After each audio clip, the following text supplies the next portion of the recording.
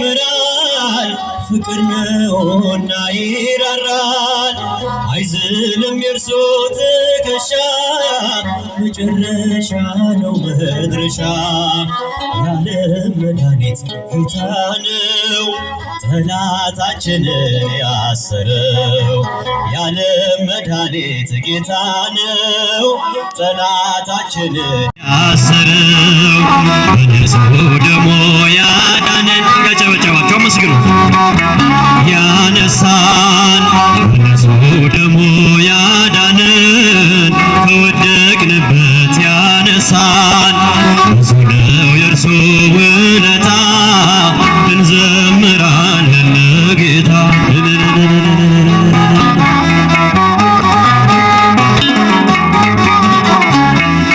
በደም ያጌጠ ልብስ አለው ከአማልክት ማንም አይመስለው ትውልዱ ማዳኑን ይስማ ነግሷል በጽዮን ከተማ የዓለም መድኃኒት ጌታ ነው ጠላታችንን ያሰረው የዓለም መድኃኒት ጌታ ነው ጠላታችንን ያሰረው በንጹሕ ደሙ ያዳነን ከወደቅንበት ያነሳን በንጹሕ ደሙ ያዳነን ከወደቅንበት ያነሳን ብዙ ነው የእርሱ ውለታ እንዘምራለን ለጌታ ተወለደ ተወለደ ተወለደ ያጨበጨባል ተወለደ ተወለደ ተወለደ መድኃኔዓለም በቤተልሔም መድኃኔዓለም ተወለደ መድኃኔዓለም በቤተልሔም መድኃኔዓለም ተወለደ ተወለደ ተወለደ ተወለደ ያጨበጨባቸው አመስግኑ ተወለደ ተወለደ መድኃኔዓለም በቤተልሔም መድኃኔዓለም ተወለደ መድኃኔዓለም በቤተልሔም መድኃኔዓለም ተወለደ ተወለደ ተወለደ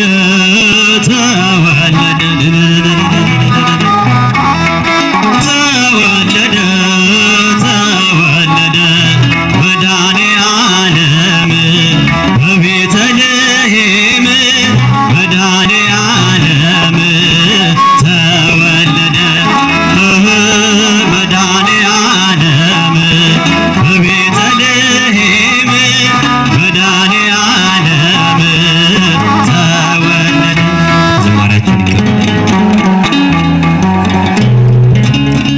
ለዘማሪ ዲያቆን አማን ዝማሬ መላእክትን ያሰማልን። ቀሪ የአገልግሎት ጊዜያቸውን የተባረከ የተቃና ያድርግልን። አባታችን ቆሞስ አባ ናትናኤል የካቴድራላችን ዋና አስተዳዳሪ በመካከላችን ተገኝተው በበላይነት ስብከተ ወንጌሉን አመራር እየሰጡ ነው። ወንጌል ለምዕመናን ተደራሽ እንድትሆን ትኩረት የሚሰጡ መምህር እድለኛ አባት፣ እኛ እድለኞች ነን። እስቲ እግዚአብሔርን አመስግኑ። ከዚህ በመቀጠል ዋነኛውና የመጨረሻው የወንጌል አስተምህሮ ክፍለ ጊዜ ነው የሚሆነው። የሚያስተምረን መምህራችን ተጋባዥ መምህራችን ታላቁና ተወዳጁ መምህራችን መጋቤ ሐዲስ ምስጢረ ሥላሴ ማናየ የምስራተ ገብርኤል ቤተክርስቲያን የመጽሐፍት መምህር የሆኑት መምህራችን ሊያስተምሩን በመካከላችን ተገኝተዋል።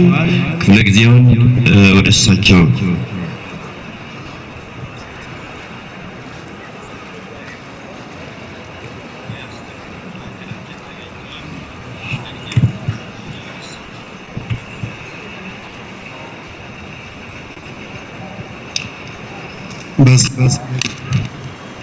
ወልድ አሐዱ አምላክ አሜን።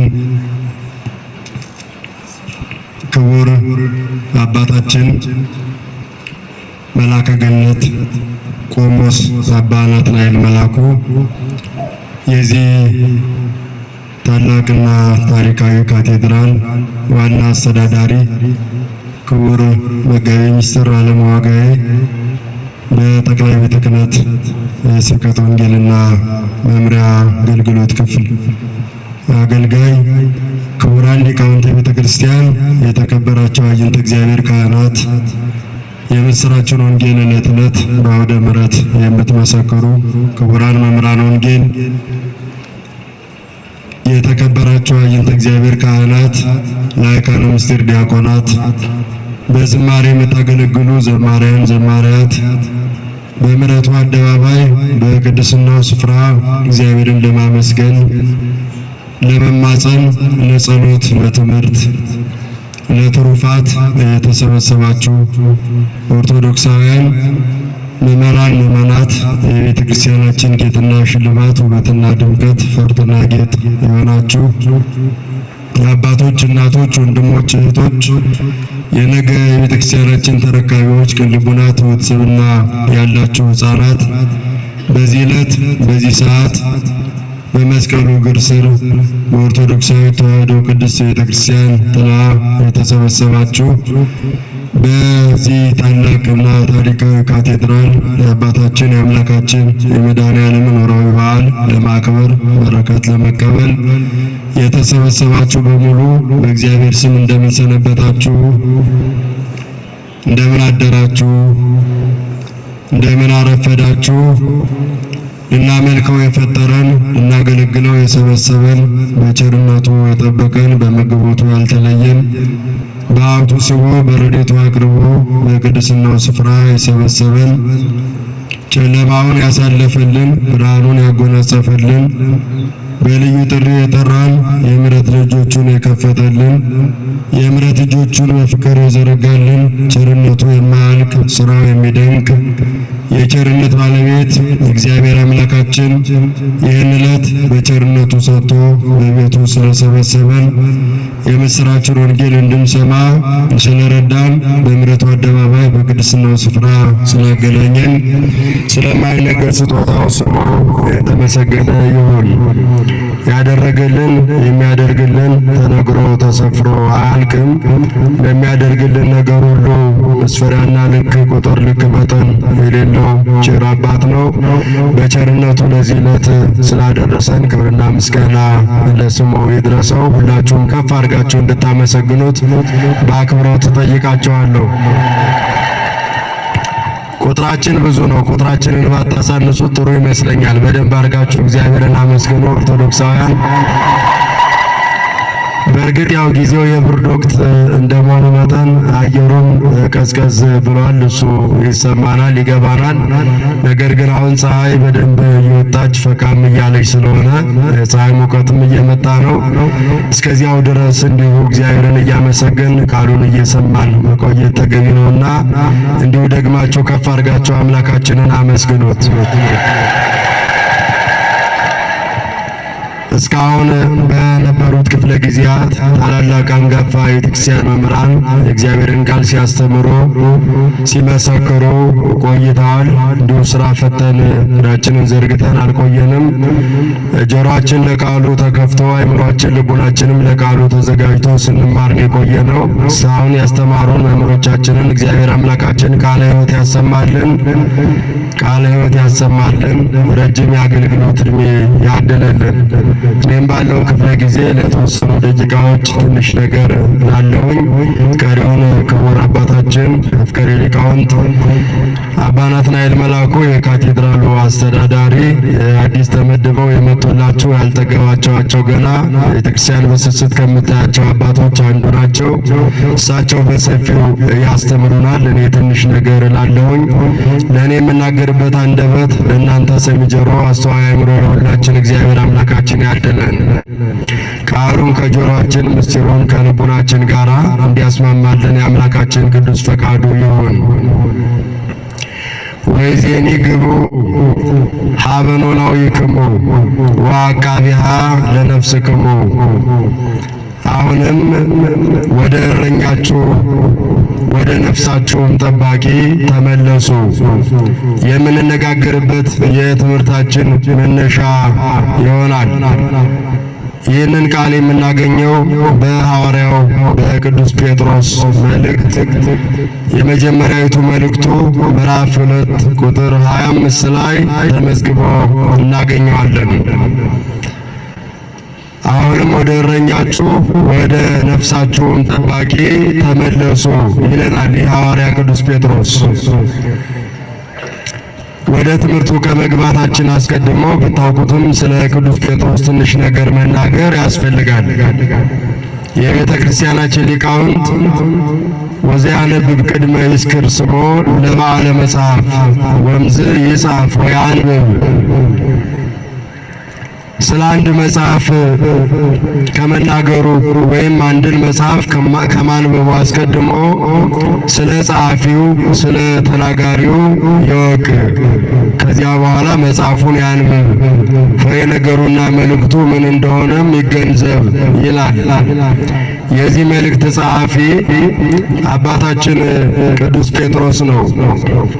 አባታችን ቅዱስ ጴጥሮስ ቀደም ሲል በአሳ አጥማጅነት ተግባር ላይ ተሰማርቶ ይኖር የነበረ፣ ኋላ ግን ለሐዋርያነት የተጠራ የእግዚአብሔር ጥሪ ሲደርሰው ሳያንገራግር ሳይከራከር የተከተለ ያለውን ነገር ሁሉ ስለ ክርስቶስ ፍቅር የጣለ ከሐዋርያት በተለየ በቁልምስና ዕድሜው የተጠራ ሐዋርያ ነው። በረከቱ በሁላችን ላይ ይደርብን። የክብር ባለቤት አምላካችን የሰው ልጆችን ለማዳን ከሰማይ ወርዶ ከድንግል ተወልዶ በአጭር ቁመት በጠባብ ደረት ተወስኖ ምድርን በኪደተ እግሩ እየቀደሰ ድውያነ ሥጋን በታምራት ድውያነ ነፍስን በትምህርት እየፈወሰ ጽድቅና ኃጢአት በሞላባት በዚች ምድር ላይ ተመላልሷል። ያኔ በሚመላለስበት ጊዜ የሰው ልጅ እንዴት መኖር እንደሚገባው ከቃል ባለፈ በተግባር በተደገፈ አስተምሯል። በዚች ምድር ላይ የኖረው 33 ዓመት ከ3 ወር ነው። አጭር ጊዜ። ነገር ግን 33 ዓመት ከ3 ወር የሰው ልጅ በቅድስና ራሱን እንዴት መጠበቅ እንደሚገባው በተግባር አሳይቷል። ፍቅርን፣ ትሕትናን፣ ቅድስናን ለዚህ ምድር በተግባር ያሳየ አምላካችን መድኃኒታችን ኢየሱስ ክርስቶስ ነው። ታዲያ በ30 ዓመቱ በባሪያው በአገልጋዩ በዮሐንስ እጅ ከተጠመቀ በኋላ ወደ ገዳመ ቆሮንቶስ ገብቶ 40 መዓልትና 40 ሌሊት እጆቹን ከዘረጋ ሳያርፍ እንደው ከቆመም ሳያርፍ 40 መዓልትና 40 ሌሊት ጾሞ ዲያብሎስን ድል ነስቶ ወደ ምድረ እስራኤል ገብቶ የሥራው መጀመሪያ ያደረገው ደቀ መዛሙርቱን መምረጥ ነበር። በዚህ ደቀ መዛሙርቱን የመምረጥ ተግባር ውስጥ እግሮቹ ወደ ገሊላ የባህር ዳርቻ ባመሩበት ሰዓት ሐዋርያው ቅዱስ ጴጥሮስን ከወንድሙ ከእንድርያስ ጋር መረቡን እየጣለ ዓሣ ለማጥመድ ደፋ ቀና ሲል አገኘው። ቅዱስ ጴጥሮስ ማዶ መረቡን ለመምላት ደፋ ቀና በሚልበት የጥብርያዶስ የባህር ዳርቻ ያልጠበቀው ልዩ ጥሪ ወደ እርሱ መጣለት። እንዲህ የሚል ነበር ጥሪው፣ ኖ ትለውኒ ወሬሴክሙ ትኩኑ መሰግራነ ሰብ። ከዚህ በኋላ ዓሣ አጥማጆች ሳይሆን በወንጌል መረብነት የሰው ልጆችን የምታጠምዱ አደርጋችኋለሁ። አሳ ሳይሆን የሰው ልጆችን ትሰበስባላችሁ። ዓለምን እንደ ባህር ወንጌልን እንደ መረብ አድርጌ እሰጣቸዋለሁ። በወንጌል መረብነት እንደ ባህር ጥልቅ በሆነው ዓለም ውስጥ በኃጢአት ተበትነው ያሉ የሰው ልጆችን በወንጌል መረብነት ትሰበስባላችሁ። ኖ ተከተሉኝ ሲል ጥሪውን ወደ ጴጥሮስ ጆሮ አደረሰ። የሁላችን አምላክ መድኃኔዓለም ክብር ለስሙ ይሁን። እስቲ አመስግኑት ሁላችሁም። በደንብ አመስግኑት። እጃችሁን አልተከራያችሁም፣ በሊዝ አልገዛችሁት፣ በነፃ ያለ ዋጋ በእሱ ቸርነት ያገኘነው ነው። እጅ ለስርቆትና ለክፋት መዘርጋት የለበትም። እግዚአብሔርን ለማመስገን ሊዘረጋ ይገባዋል። በደንብ አመስግኑበት። ያን ጊዜ ጴጥሮስን የጠራ ሁላችንን ጠርቶናል።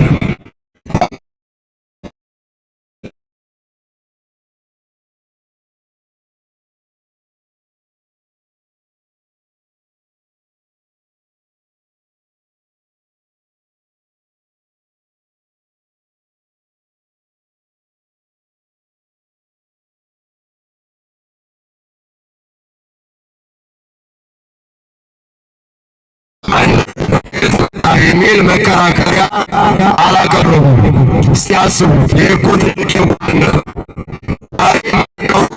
ቱን አይተነው የማናውቀው ሰው አንድ ስራ ቦታችን ላይ መጥቶ ኑ ተከተሉኝ ቢለን አልሞኛል አንድ ያደርገዋል።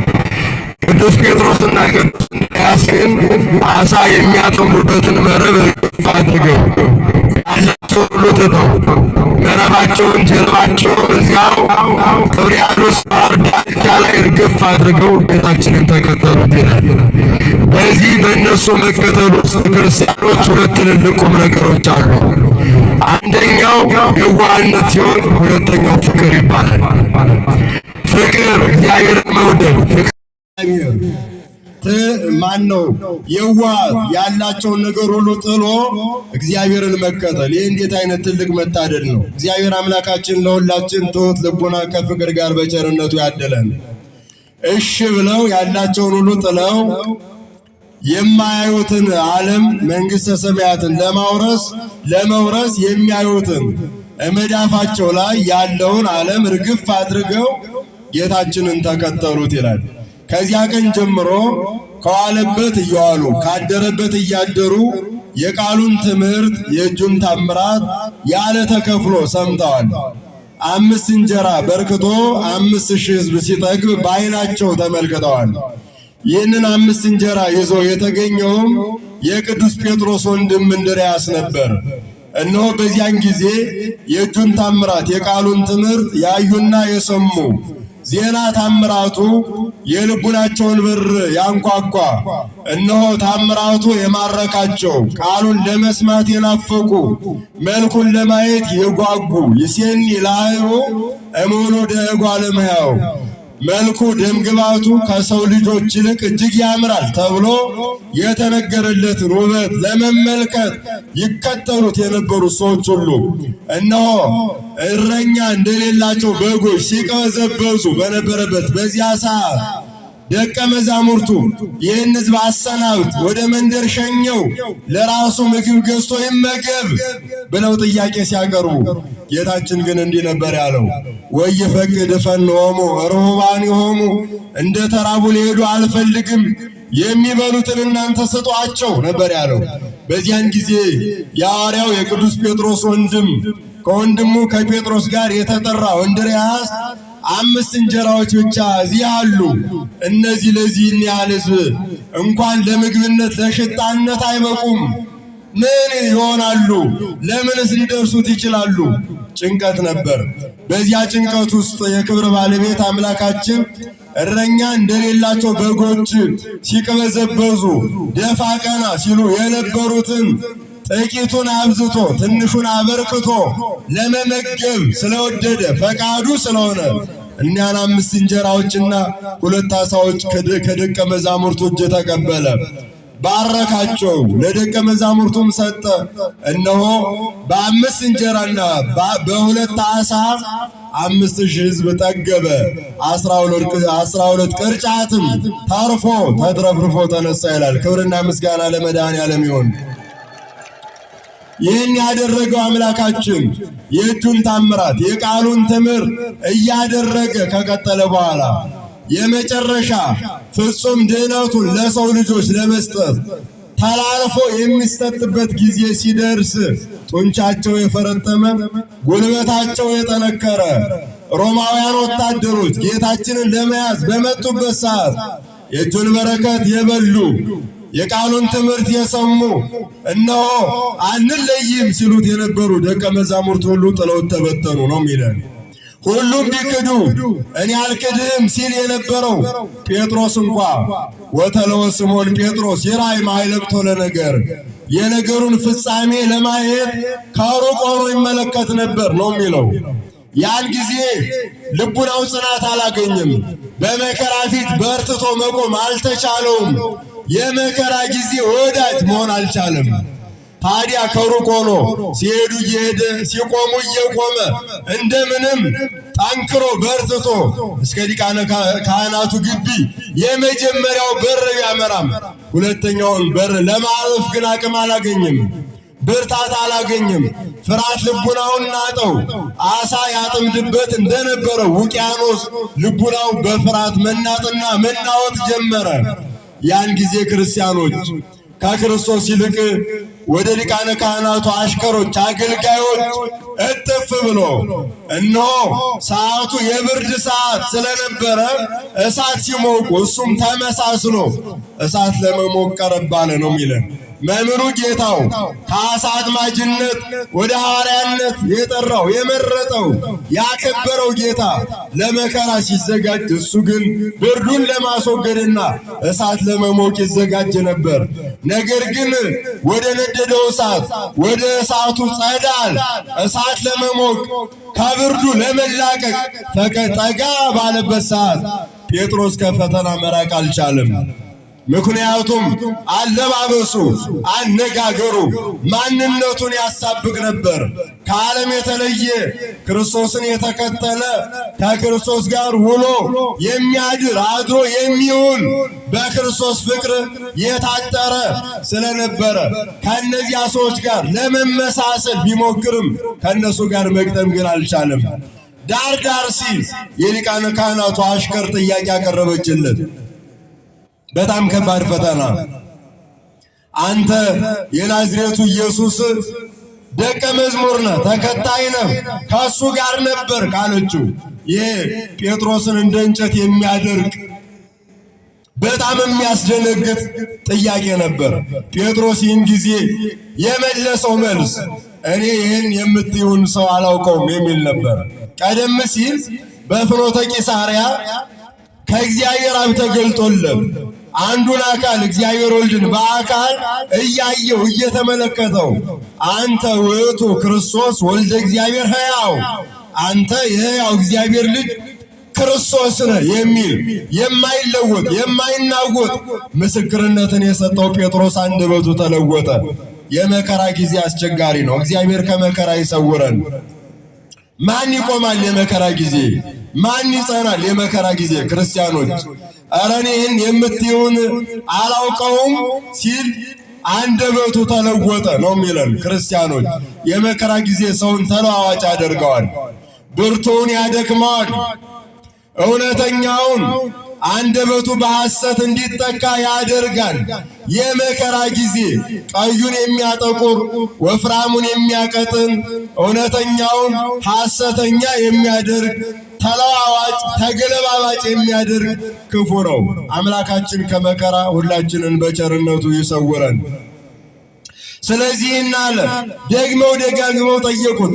ኧረ እኔ በጭራሽ ይህን የምትሉትን አላውቀውም ብሎ ነበር። ይህን ባለበት ሰዓት ግን ደግሞ ደጋግሞ የዶሮ ጩኸት እንደ ደወል ድምፅ የጴጥሮስን ልቡና ቀሰቀሰው። ያኔ ክርስቶስ የተናገረው ዶሮ እስከሚጮህ ድረስ 3 ጊዜ ትክደኛለህ ያለው የክርስቶስ ቃል ልቡናው ውስጥ ይመላለስ ጀመር። ከዚያ በኋላ ጴጥሮስ ምን አደረገ? ወወፃ ጴጥሮስ አፋ ወበከየ ብካየ መሪረ ከሊቃነ ካህናቱ ግቢ ወጥቶ ምርር ያለ የንስሐ ልቅሶ አለቀሰ። በፍጹም ልቡና ወደ ክርስቶስ በንስሐ ተመለሰ። ወደ እረኛው፣ ወደ ጠባቂው፣ ወደ ፈጣሪው፣ ወደ መምህሩ ተመለሰ ነው የሚለን። የሁላችንን ልቡና እግዚአብሔር አምላካችን ወደ እሱ ይመልስልን። ልቡናችን ብዙ ጊዜ ከእግዚአብሔር ይርቃል። በኃጢአት፣ በበደል፣ በርኩሰት ይጨማለቃል። በክፋት ውስጥ ይጠልቃል። ከእግዚአብሔር ለመለየት ዳር ዳር ማለት የልቡናችን የዕለት ተዕለት ተግባር ነው። ቅዱስ ጴጥሮስ ግን ያን ስህተት ቢፈጽም በንስሐ ወደ ፈጣሪው ተመለሰ። ጌታችን በዚያ ጊዜ ተላልፎ በመከራ ውስጥ ነበር። መከራ ሲቀበል አድሯል። እስከ ጠዋቱ 3 ሰዓት ድረስ በጲላጦስ አደባባይ የተቀበለውን መከራ እንዲህ ነው ብሎ መናገር አይቻልም። ሕሊና ሊያስበው፣ ልቡና ሊመረምረው፣ ቃል ሊናገረው የማይቻል መከራ አምላካችን ለእኛ ሲል ተቀብሏል። አምላካችን ፍቅሩን ለሁላችን የገለጠበት፣ ለሁላችን ቤዛ የሆነበት ይህ መከራ ነው። ታዲያ 3 ሰዓት በጲላጦስ ፊት ቆመ። ጲላጦስ ሊመረምረው ሞከረ። እውን አንተ የአይሁድ ንጉሥ ነህን ሲል ጠየቀው። የማይመረመረውን ሊመረመር የማይቻለውን ሱራፌል ኪሩቤል መርምረው የማይደርሱበትን ልዕልናውን ገናናነቱን የማይደርሱትን እሱ ጲላጦስ ሊመረምረው ሞከረ። አንተ የአይሁድ ንጉሥ ነህን አለው። አንተ ትቤ አንተ አልክ። እኔ የአንድ መንደር፣ የአንድ ሰፈር፣ የአንዲት ትንሽ መንደር የአይሁድ ንጉሥ ብቻ አይደለሁም፣ የሰማይና የምድር የዓለም ንጉሥ ነኝ። የአንድ መንደር ንጉሥ አንተ እንደምታስበው አይደለሁም ሲል መለሰ ነው የሚለን። ኧረ አክብሩት አምላካችንን ክርስቲያኖች። በእውነት የሁላችን ንጉሥ እሱ ነው፣ መድኃኔ ዓለም። አንሰ ተሰየምኩ ንጉሠ በላዕሌሆሙ በጽዮን በደብረ መቅደሱ፣ ደብረ መቅደሱ በምትሆን በጽዮን እኔ ንጉሥነትን ተሾም፣ በእነሱ ላይ ተሾም፣ በምዕመናን ላይ ተሾም፣ የዓለም ንጉሥ ገዢ እኔ ነኝ በማለት በመዝሙረኛው በቅዱስ ዳዊት አድሮ እንደመሰከረ እንደተናገረ፣ ቀደም ሲል መዝሙረኛው ዳዊትም እግዚአብሔርሰ ንጉሡ ውእቱም ቅድመ ዓለም ንጉሥ ነው ሲባል ከዘመናት በኋላ እንደ ነገሥታት ሥርዓት ቅባ መንግሥት ተቀውቶ በሰው ምርጫ በእጅ ብልጫ የነገሰ ሳይሆን ዓለም ሳይፈጠር ንጉሥ፣ ዓለምን ፈጥሮ ንጉሥ፣ ዓለምን ከፈጠረ በኋላ ንጉሥ፣ ዓለምን አሳልፎ ንጉሥ፣ የነገሥታት ንጉሥ፣ የጌቶች ጌታ ግዙፋኑን ዓለም ብቻ ሳይሆን ረቂቃን አጋንንትን በመስቀሉ የቀጣ ለምዕመናን እውነተኛውን የማዳን ፍርድ የሰጠ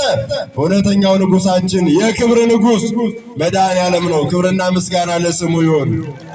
አንተ ንጉሥ ነህን ሲለው አንተ አልክ። እኔ አይደለሁም፣ የአንድ መንደር ንጉሥ አይደለሁም፣ የዓለም ንጉሥ ነኝ አለው። ልገልህም ላድንህም ይቻለኛል አትነግረኝምን ሲለው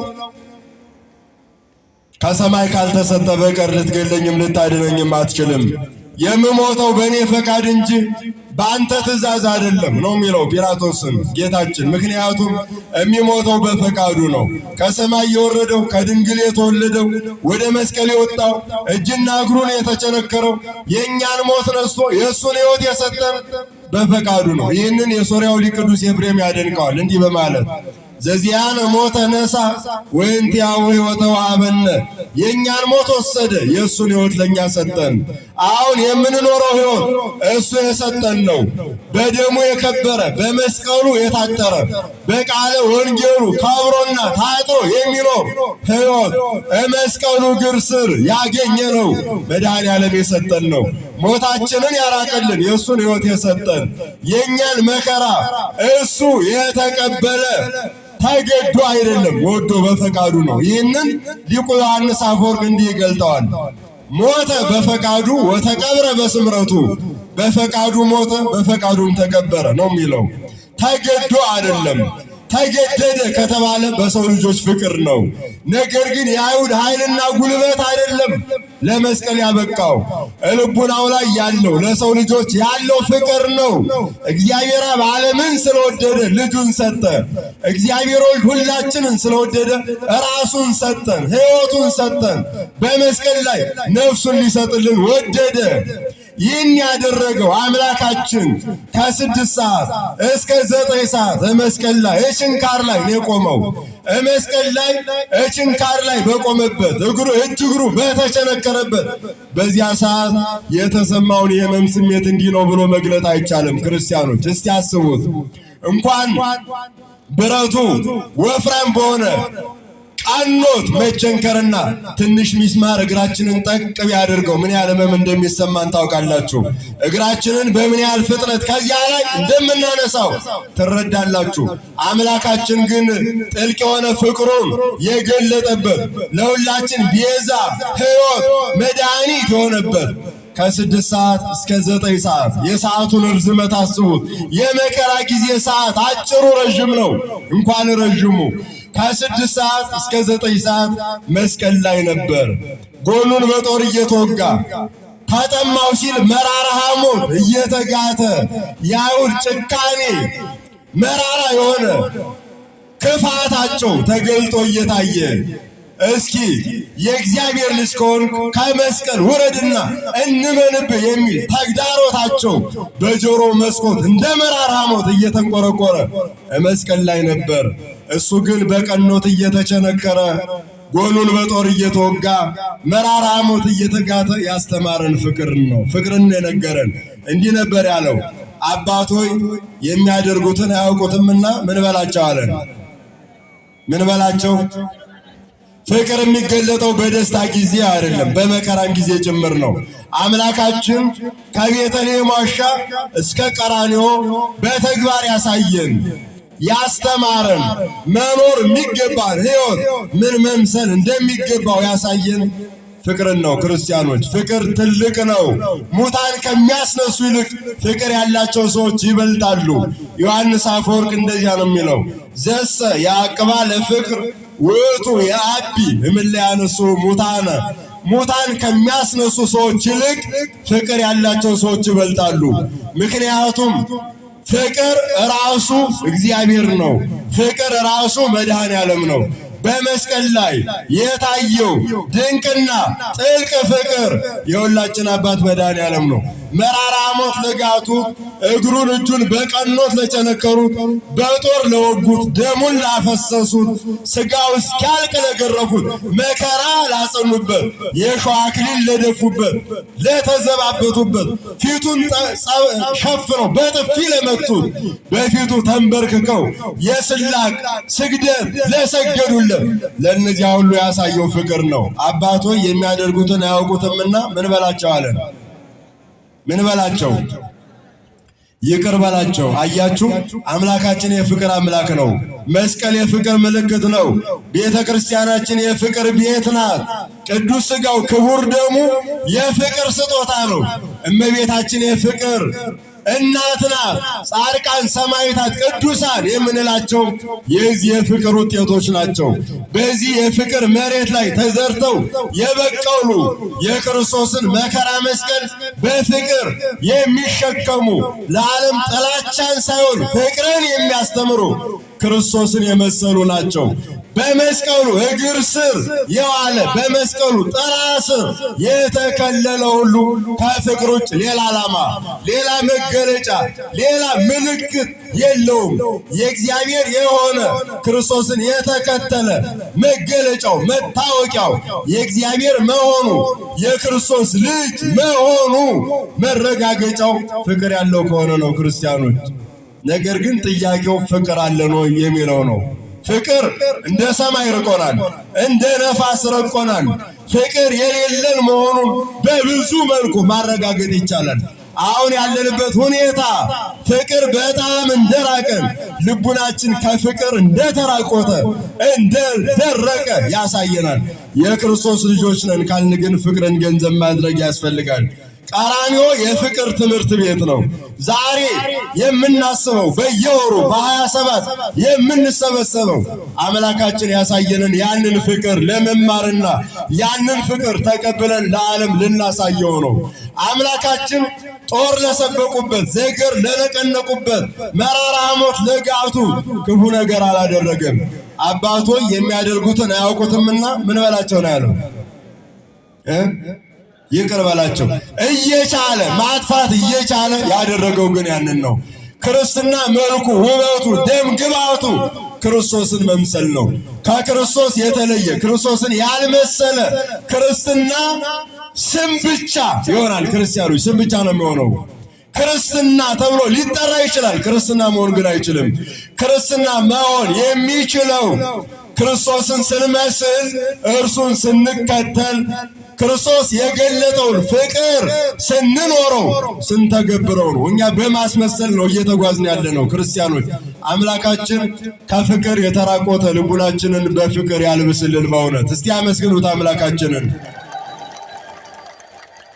አምላካችን በዚህ ሂደት ዲያብሎስን ቀጥቶታል።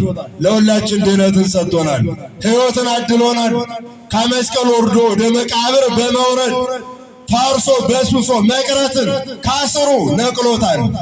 5500 ዘመን በጨለማ ተዘግቶ የነበረውን የሰው ልጅ ወደ ብርሃን አውጥቶታል። ወደ ገነት ወደ መንግሥተ ሰማያት መልሶናል። ባሪያዎች የነበርነውን ልጆቹ አድርጎናል። ለርቀን የነበርነውን አቅርቦናል። በጨለማ የተሰወርነውን በብርሃን ገልጦናል። በአካለ ነፍስ ወደ ሲኦል፣ በአካለ ሥጋ ወደ መቃብር ወረደ። እለ ውስተ ሲኦል ጻኡ ወእለ ውስተ ጽልመት ተከሰቱ ወርእዩ ብርሃነ ዐቢየ። በጨለማ ውስጥ ያላችሁ ከጨለማ ውጡ፣ በድቅድቅ ጨለማ ውስጥ ያላችሁም በብርሃን ተገለጡ በማለት የሲኦልን ጨለማ ገፎ ብርሃንን ያጎናጸፈን የክብር ባለቤት አምላካችን መድኃኔዓለም ነው። ምስጋና አቅርቡለት ክርስቲያኖች። በእውነት እሱ እጆቹ ችንካር ላይ ነው ያረፉት። እስኪ ቢያንስ እኛ እናመስግንበት። ምስጋና እኮ አያምም ክርስቲያኖች። ይህንን ካደረገ ሞትን ድል አድርጎ ከተነሳ በኋላ ሲነሳ ትንሣኤውን መጀመሪያ ላየችው ለማርያም መግደላዊት የተናገረው እንዲህ ነበር። ሂዱና መነሳቴን ለጴጥሮስና ለደቀ መዛሙርቶች ንገሩ አለ። ለማንና ለማን? ለማንና ለማን? ለጴጥሮስና ለደቀ መዛሙርቶች ነው ያለው። ለጴጥሮስ ያለው ያለ ምክንያት አይደለም። ጴጥሮስ ያን ጊዜ 3 ጊዜ ክዶ ነበር። ነገር ግን እንባውን አፍሷል። በእንባው ቀርቧል፣ ታርቋል፣ ወደ እግዚአብሔር ተመልሷል። እንባውን እንደተቀበለለት ንስሐውን እንደተቀበለለት ለማሳየት ለወዳጄ ለዮሐንስ ንገሩት አላለም። ከጴጥሮስ ይልቅ በመከራው ጊዜ አጠገቡ የነበረው ወንጌላዊ ዮሐንስ ነው። መስቀሉ እግር ስር የነበረው ከዕለተ ሐሙስ ምሽት እስከ ዓርብ ነፍሱን እስከሰጠበት ሰዓት ድረስ ጌታችን ያስተማረውን የተግባር ትምህርት የተማረው ብቸኛው ወንጌላዊ መስቀሉ እግር ስር የነበረው ያልተለየው ዮሐንስ ወንጌላዊ የጌታ ወዳጅ ይባላል። መነሳቴን ለወዳጄ ለዮሐንስ ንገሩት አይደለም ያለው። ለእናቴ ንገሯት አይደለም ያለው።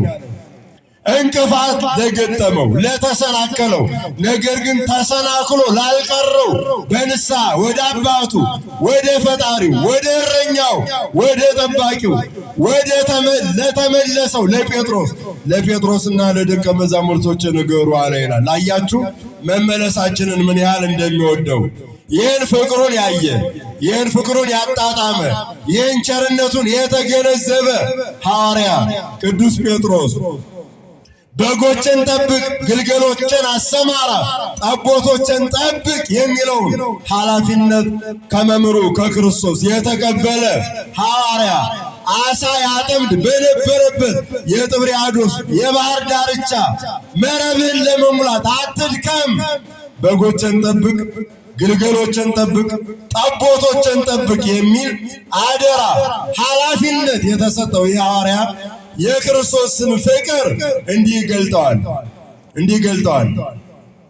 እስመ ለዝንቱ ተጸዋዕክሙ ከመ በረከተ ትረሱ፣ በረከትን ልትወርሱ ለዚህ ተጠርታችኋል። ክርስቶስን ልትመስሉት ተጠርታችኋል። እንዘ ይጼልዎ ይጻሎሙ እሱ ሲሰድቡት አልተሳደበም። መከራ ሲያደርሱበት አልተቀየመም። ውእቱሰ ተሰቅለ ዲበ ዕፅ በሥጋው በእንተ ኃጢአትነ ከመ ያውፅአነ እምኃጢአትነ እርሱ ግን ከበደላችን ከኃጢአታችን ነፃ ያወጣን ዘንድ ስለኛ በእንጨት ላይ ተሰቀለ ይላል። ስለማን አለ? ስለኛ ነው የሚለው። በእንጨት ላይ ተሰቀለ። ሲሰድቡት መከራ ሲያደርሱበት መከራ ሊያደርስባቸው አልፈቀደም፣ አልተቀየማቸውም። ስለዚህ እናንተም እርሱን ምሰሉ። ክፉ ያደረጉባችሁን፣ መራራ ነገር የጋታችሁን፣ በነገር ጦር የወጓችሁን፣ ያቆሰሏችሁን የነገር ዘገር ነቅንቀው ዕለት ዕለት የልቡናችሁን ጎን ያደሙትን መልካም አድርጎላቸው ክርስቶስን ምሰሉት ካለ በኋላ መከራ ጸናብን፣ ፈተና በዛብን፣ ከአቅማችን ላይ በላይ የመከራው ቀንበር ከበደን ብላችሁ ወደ ኋላ ለመመለስ ዳር ዳር አትበሉ፣ ወደ ኋላ አትመልከቱ ካለ በኋላ ነው ወይዜኒ ግብሩ ሀበ ኖላዊክሙ ወዐቃቢ ያለ ነፍስክሙ። አሁንም ወደ እረኛችሁ ወደ ነፍሳችሁም ጠባቂ ተመለሱ ይለናል። እረኛችን የነፍሳችን ጠባቂ ከሰማይ የወረደ ከድንግል የተወለደ በአጭር ቁመት በጠባብ ደረት ተገልጦ የቅድስናን ሕይወት ያሳየን መከራችንን የወሰደ ሞታችንን ያስወገደ ሕይወትን የሰጠን ፍቅርን የገለጠልን እውነተኛው ቸር እረኛችን መልካም እረኛችን የድንግል ማርያም ልጅ መድኃኔዓለም ነው። ክብርና ምስጋና ለስሙ ይሁን። በእውነት ወደ እሱ ተመለሱ ነው የሚለን ቅዱስ ጴጥሮስ። ቢመለሱ የሚቀበል መሆኑን በተግባር ያውቀዋል። ባጠፋው ጥፋት የምሕረት በሩን እንዳልዘጋበት የቸርነት በሩን እንደከፈተለት በተግባር ያውቀዋል። እረኝነቱን ቸርነቱን የእሱን ያህል የሚገነዘብ የለም። ያንን ያወቀውን ያጣጣመውን ፍቅረ እግዚአብሔር የጠባቂነቱን ብርታት የቸርነቱን ልክና መጠን የተረዳው ይህ ሐዋርያ አሁንም ወደ እረኛችሁ ወደ ነፍሳችሁ ጠባቂ ተመለሱ ነው የሚለን። እረኛችን ጠባቂያችን አምላካችን ነው። ወደ እሱ መመለስ ይገባናል። ከጠፋንበት ከጥላቻው ከበቀሉ ከመለያየቱ ከርኩሰቱ ወደ እሱ ለመመለስ የልቡናችን እጆች ዘርግተን ወደ እሱ ለመቅረብ ጊዜው ነገ አይደለም፣ ዛሬ ነው። ዛሬ ሁላችንን የጠራን አምላካችን ወደ እሱ እንድንመለስ ነው። ከርኩሰት የሚቀድሰን ከውድቀት የሚያነሳን ከደዌ ሥጋ ከደዌ ነፍስ የሚፈውሰን በዓለም ላይ ካለው ክፉ ነገር ሳፍረን ቆጥረን ከማንጨርሰው በእኛ ላይ እንደ ደመና ካንዣበበው መከራ ሰውሮ የሚጠብቀን እውነተኛ ቸር ጠባቂያችን መድኃኔዓለም ነው። ለዚህ ዕለት ያደረሰን የጠበቀን እሱ ነው ክርስቲያኖች። ስለዚህ ወደ እረኛችሁ ወደ ነፍሳችሁም ጠባቂ ተመለሱ ይለናል። መድኃኔዓለምን በእረኛ በጠባቂ ይመስለዋል። እረኛ ሁላችሁም እንደምታውቁት ብዙ ተግባራትና ኃላፊነቶች አሉበት። መጀመሪያ የእረኛው ኃላፊነት ከእንቅልፉ መነሳት፣ ከተኛበት መንቃት የእረኛው ኃላፊነት ነው ክርስቲያኖች። ከዚያስ እንቅልፉን ሰውቶ ከእንቅልፉ ነቅቶ የታሰሩ በጎችን መፍታት ሁለተኛው የእረኛው ተግባር ነው። ከታሰሩበት ይፈታቸዋል በጎቹን። ሶስተኛ ከፈታቸው በኋላ ታስረው ከነበሩበት ቤት ያወጣቸዋል። አራተኛ ያሰማራቸዋል። አምስተኛ ይመግባቸዋል። ስድስተኛ ይጠብቃቸዋል። ሰባተኛ ወደ አልሆነ አቅጣጫ ሲያመሩ ይመልሳቸዋል። ይህ የእረኛ ተግባር ነው። እረኛ ይህን ሁሉ ኃላፊነት ይወጣል፣ በታማኝነት ያደርገዋል። ከዚህ ባለፈ እረኛ እግሩን ለእንቅፋት ለእሾህ አሳልፎ ይሰጣል። እረኛ እግሩን እባብ ይነድፈዋል፣ ለእባብ መርዝ ይጋለጣል። ይህን ሁሉ መከራ ይችላል፣ ይታገሳል እረኛው። ከዚያ ሲያልፍ በጎቹን ለመብላት የሚፈልግ ተኩላ፣ ነብር፣ አንበሳ ወደ እሱ ይመጣል። ከነብር ከአንበሳ ከተኩላ ጋር በጎቹን ለማዳን ይጋፈጣል። እረኛው የኋላው የእስራኤል ንጉሥ ዳዊት እንደተናገረ እነሆ እኔ የአባቴን በጎች እጠብቅ ነበር፣ የአባቴን በጎች ስጠብቅ አንበሳና ተኩላ ነብርም ይመጣና ከግልገሎች ነጥቅ ነበር፣ እኔም በኋላው ተከትዬ በጡጫ እመታው ነበር፣ የነጠቀውን ግልገልም ካፉ ላይ አስጥለው ነበር ይላል። ክርስቲያኖች አያችሁት? እረኛ ይህን ያህል ዋጋ ይከፍላል ለበጎቹ።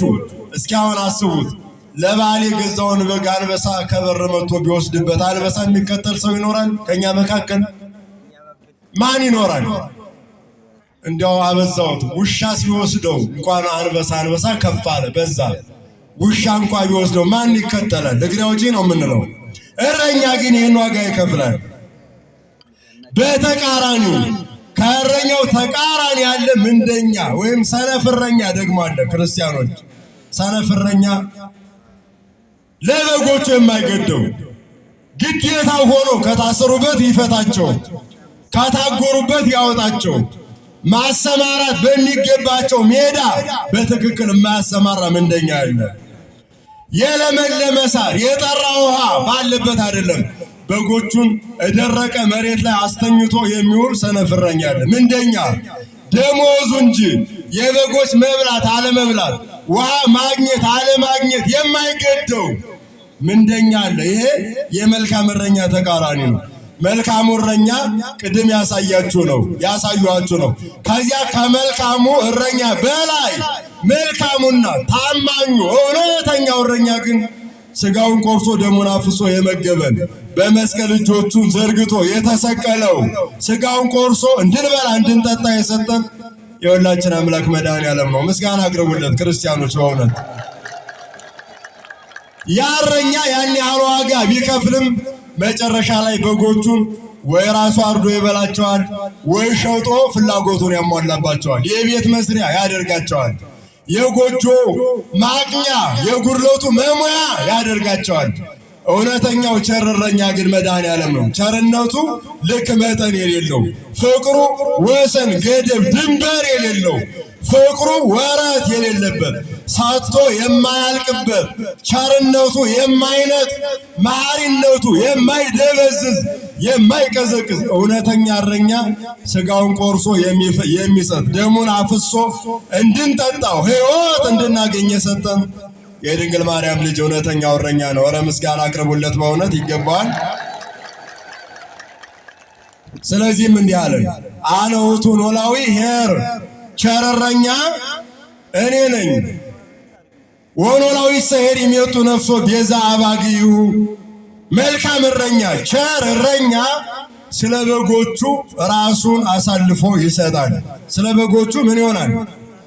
ስለ በጎቹ፣ ስለ ምዕመናን፣ ስለ ሰው ልጆች የጠፉ በጎች ስለተባሉት ካነገደ መላእክት ኅብረት ተለይተው ልጅነታቸውን አጥተው ጸጋቸውን ተገፈው እርቃናቸውን ሆነው ለዲያብሎስ ባርነት የተሸጡ የጠፉ በጎችን የፈለገ የጠፋውን በግ ባገኘው ጊዜ የተሸከመው ቸር ጠባቂያችን ወደ ገነት ወደ ርስቱ ወደ አጣው ልጅነቱ የመለሰው በጸጋ በዘላለማዊ ዋጋ ያከበረው ከፍ ያደረገው ቸር እረኛ ነፍሱን የሰጠለት ስጋውን የቆረሰለት እስከ ከብቶች በረት እስከ ቤተልሔም ዋሻ ከሰማያዊ ዙፋኑ የወረደለት እስከ ሞት እስከ መቃብር የሰው ልጆችን የወደደ መልካም እረኛ ቸር ጠባቂ አምላካችን መድኃኒታችን ኢየሱስ ክርስቶስ ነው። አመስግኑት ክርስቲያኖች በእውነት። አዎ ቸር እረኛ። ለዚያ ነው መዝሙረኛው ዳዊት በመዝሙር 22 ቅንፍ 23 ቁጥር 1 ላይ እግዚአብሔር እረኛዬ ነው የሚያሳጣኝ የለም ነው የሚለው። እስኪ በሉት እግዚአብሔር በሉ ሁላችሁም።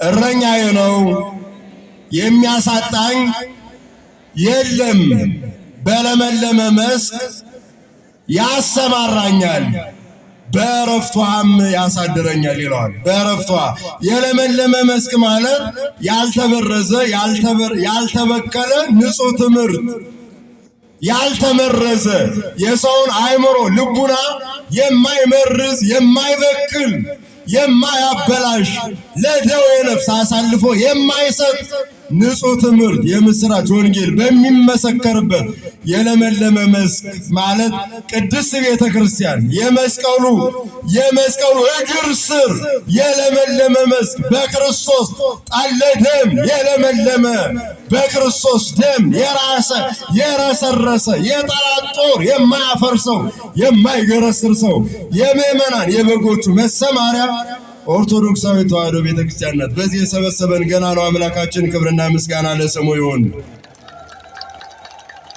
በለመለመ መስክ ያሰማራኛል፣ በዕረፍቱ ውኃም ዘንድ ያሳደረኛል።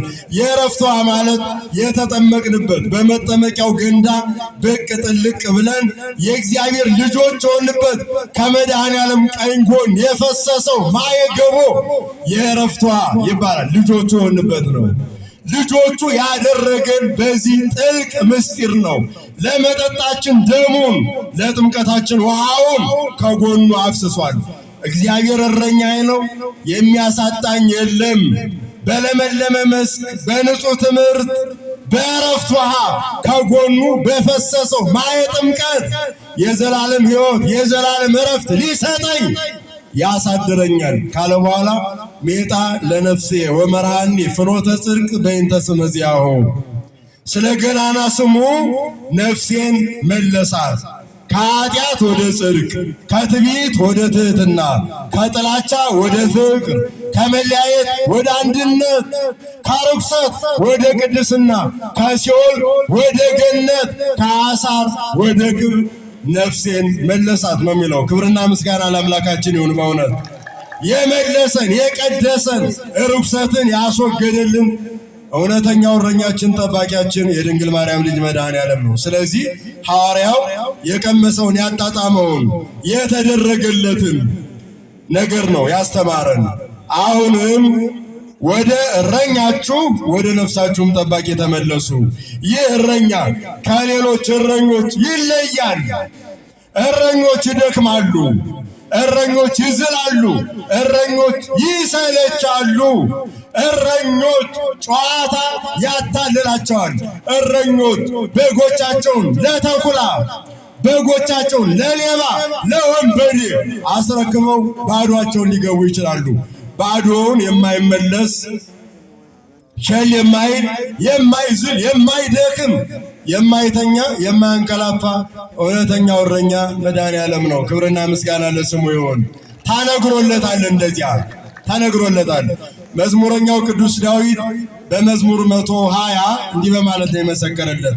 ናሁ ይነጉም ወይደቅስ ዘያዕቅቦ ለእስራኤል፣ እነሆ እስራኤልን የሚጠብቅ የእስራኤል ዘሥጋ የእስራኤል ዘነፍስ የምእመናን ጠባቂያቸው እረኛቸው አይተኛም አያንቀላፋም ይለዋል። የማይተኛ የማያንቀላፋ ትጉህ እረኛችን መድኃኔዓለም ነው። ስለዚህ ነው እሱ ስለማይተኛ እኛ እናንቀላፋለን። በራችንን ብንዘጋው ቤታችንን ብንቆልፈው እቤታችን ከገባን በኋላ ነፍሳችንን አደራ የምንሰጠው ወደ ማረፊያ አልጋችን ስናመራ አደራ ብለን ነው የምንተኛው። እሱን ነው። እሱ ታማኝ ነው። ጨለማውን አሳልፎ የደከመ የዛለ ሰውነታችንን አጽንቶ በቃል ኪዳኑ እንደገና ያስነሳናል። ክብርና ምስጋና ለስሙ ይሁን። በእውነት አያችሁ ክርስቲያኖች፣ ሰው ሲሰራ ውሎ ደክሞ ሬሳ ሆኖ ይገባል። እንደ ሞተ ማለት ነው። ይተኛል። እንደ ተቀበረ ሰው ይነሳል። እግዚአብሔር ኃይል ብርታት ሰጥቶ በየዕለቱ ትንሣኤ ሙታንን በእኛ ሕይወት የሚያደርገው አምላካችን ነው። ቸር ጠባቂያችን ነው። ክርስቲያኖች፣ ለዚህ በየቀኑ ዋጋ የምንከፍል ቢሆን አስቡት፣ አይቻልም ነበር። ነገር ግን ቸር ነው። ደክመን ታመን ሆስፒታል ብንሄድ ለተወሰነ ሰዓት ኦክስጅን ቢያስፈልገን ምን ያህል ዋጋ እንደምንከፍል ታውቃላችሁ? ታኝተን ስንነሳ የደከመ የዛለ አቅመ ቢስ የሆነ ሰውነታችንን እንደገና በኃይል ሞልቶ ሲያስነሳን ዋጋ አልጠየቀንም። ኧረ ምስጋና አቅርቡለት ለዚህ ገናና አምላክ። የደም ዝውውራችን 24 ሰዓት ይሰራል ያለማቋረጥ፣ ዋጋ ጠይቆን አያውቅም። የሰጠን ዓይናችን፣ ጆሮአችን፣ እጅ እግራችን፣ መላ ሕዋሳታችን 40 ዓመት 50 ዓመት የኖረ ሰው ተጠቅሞበታል። ዋጋ አልከፈለም፣ ግብር አልተጠየቀም። በዓለም ላይ ቢሆን አስቡት፣ በቆጣሪ ቢሰራ ጆሮአችሁን አስቡት። ነገር ግን እረኛችን ቸር ነው። ማን ነው እረኛችን? ማን ነው ጠባቂያችን? መድኃኔዓለም ነው። ይህንን የቄሳርያው ሊቅ ቅዱስ ባስልዮስ እንዲህ ነው የሚገልጠው ናኩቶ ለገባሬ ሰናያት ላዕሌነ እግዚአብሔር መሐሪ አቡሁ ለእግዚእነ ወአምላክነ ወመድኃኒነ ኢየሱስ ክርስቶስ እስመ ሰወረነ ወረዳአነ አቀበነ ወአቅረበነ ወተወክፈነ ሀቤሁ ወተማይጸነነ ወአጽንዓነ ወአብጽሐነ እስከ ዛቲ ሰዓት። የኢየሱስ ክርስቶስ አባት ይቅር ባይ እግዚአብሔርን እናመሰግነዋለን። ሰውሮናልና፣ ረድቶናልና፣ ጠብቆናልና፣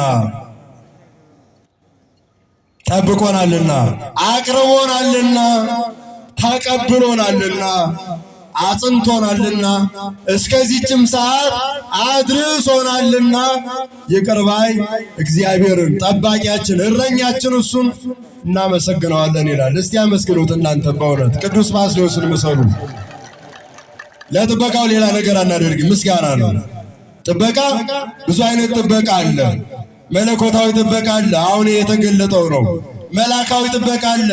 ዕለት ዕለት የእግዚአብሔር መላእክት ይጠብቁናል እኛ ከማናውቀው።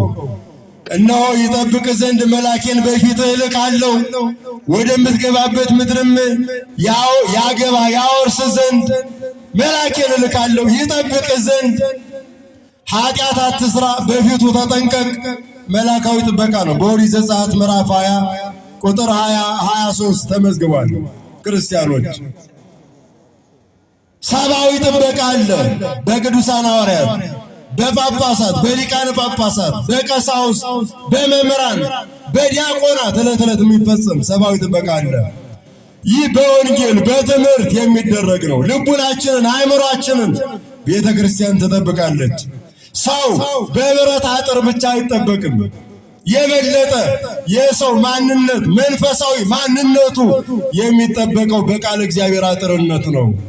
ስጋዊ ማንነቱ ስጋዊ ደህንነቱ ቢጠበቅ መንፈሳዊ ማንነቱ ከፈረሰ ሰው ሙሉ ሰው አይደለም። ሰው ሙሉ ሰው የሚባለው መንፈሳዊ ማንነቱ በእምነት በትምህርት በንስሐ መጠበቅ ሲችል ነው። ይህን የሚያደርጉ እረኞች ካህናት ናቸው። በስጋዊ ጥበቃ የሚጠብቁ ነገስታት ናቸው። ኃላፊነታቸውን በተገቢው አይወጡትም እንጂ በመንፈሳዊ ሕይወት የሚመሩ የሚያስተምሩ የሚጠብቁ ካህናት ናቸው። እዚህም ላይ ድክመት አለ። ምንደኝነት ጎልቶ ይታያል። በስጋዊ መሪዎች በመንፈሳዊ መሪዎች ላይ ከልክ ያለፈ ምንደኝነት ጎልቶ ይታያል። ምንደኝነት ሲበዛ ተኩላዎች ይበዛሉ። ነብር አንበሳ ይበዛል። በጉልበቱ የሚተማመን በጉልበቱ ብቻ የሚኖር የአእምሮ ጉልበት የደከመ ስጋዊ ጉልበቱ የጠነከረ ከልክ ያለፈ ውንብድና፣ ንጥቂያ፣ ዝርፊያ፣ ቅሚያ የሚበረክተው ኖላዊነት ሲጎል ነው። ክርስቲያኖች ኖላዊነት እግዚአብሔር አምላካችን ቸር ኖላዊ ቸር ጠባቂ በቸርነቱ ይስጠን።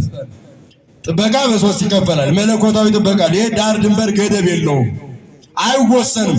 ከዚህ እስከዚህ አይባልም። በክልል የሚከለል የሚገደብ አይደለም። መለኮታዊ ጥበቃ የትም ሆነን ይደረጋል። ያ መለኮታዊ ጥበቃ ነው። መላካዊ ጥበቃ እንዲሁ እግዚአብሔር በሚልካቸው መላእክት ይፈጸማል። ሰብአዊ ጥበቃ በካህናት በመምህራን ዕለት ዕለት ይደረጋል። ቤተክርስቲያን ይህን ማድረግ ስራዋ ነው። ሰብአዊ ጥበቃን መፈጸም። ሰብአዊ ጥበቃ ላይ ግን ከካህናቱ ጥበቃ ከመምህራኑ ጥበቃ በተጨማሪ እያንዳንዱ ሰው ራሱን መጠበቅ አለበት። ይህም ከሰብአዊ ጥበቃ የሚመደብ ነው። ሰው አፉን አንደበቱን መጠበቅ አለበት። አንደበቱን ከክፉ ነገር፣ ልቡን ከቂም፣ እግሩን ወደ ኃጢአት ከመገስገስ፣ በጆሮ ክፉ ከመስማት። መቼም ክፍት ነው አይስማ አይባልም። ሳምቶ ክፉ ላለመመለስ ሕዋሳቱን መጠበቅ አለበት። እንዲህ ነው የሚለን ቅዱሳት መጻሕፍት የሚሉ እንደዚያ ነው። ጥበበኛው ሲራክ እንደዚያ ይላል፣ ልጄ ሆይ ነፍስን ለእግዚአብሔር ለማስገዛት ወደ ገዳም በሄድክ ጊዜ እግርህን ጠብቅ። ምንን ጠብቅ? እግር ሲንቀዠቀዥ ለጸሎት መቆም ሲያቅተው፣ ለኃጢአት ሲንቀዠቀዥ ሌላ ነገር ይገጥማል። ጠብቀው፣ ሰውነትን ጠብቀው።